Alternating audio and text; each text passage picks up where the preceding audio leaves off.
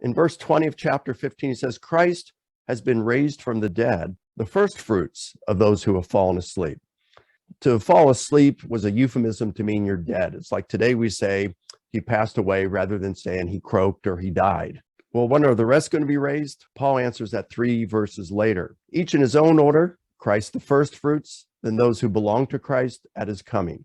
And elsewhere, Paul says that in 2 Corinthians 5:8, to be absent from the body is to be present with the Lord. So the concept Paul has in mind here is when a believer dies, they're buried, their body remains buried, but their spirit goes to be with Jesus in heaven. And then when Jesus returns, he brings them back with him. And then everybody else who's alive at that time is raised.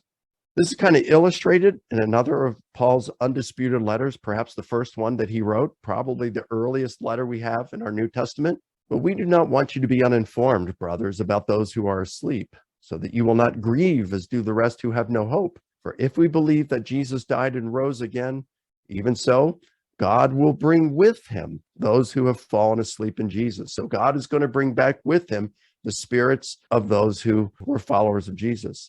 For the Lord himself will descend from heaven with a shout, with the voice of the archangel, and with the trumpet of God, and the dead in Christ will rise first. Then we who are alive and remain will be caught up together with them in the clouds to meet the Lord in the air, and so we shall always be with the Lord. So if he's bringing back the spirits of believers with him, then who are the dead in Christ who are being raised? Well, it has to be referred to the corpses of those who have died. So the spirit is returned to the body, which is then brought back to life and then transformed into this immortal, glorious, powerful resurrection body. And so what Paul and the early Christians have in mind by resurrection, it's a physical bodily event. It occurs to the corpse, which is then transformed. Now, this could be said a little more succinctly by going to Romans 8:11, and Paul says, he who raised Christ from the dead will also give life to your mortal body. He gave life to Jesus' mortal body. He will give life to your mortal bodies.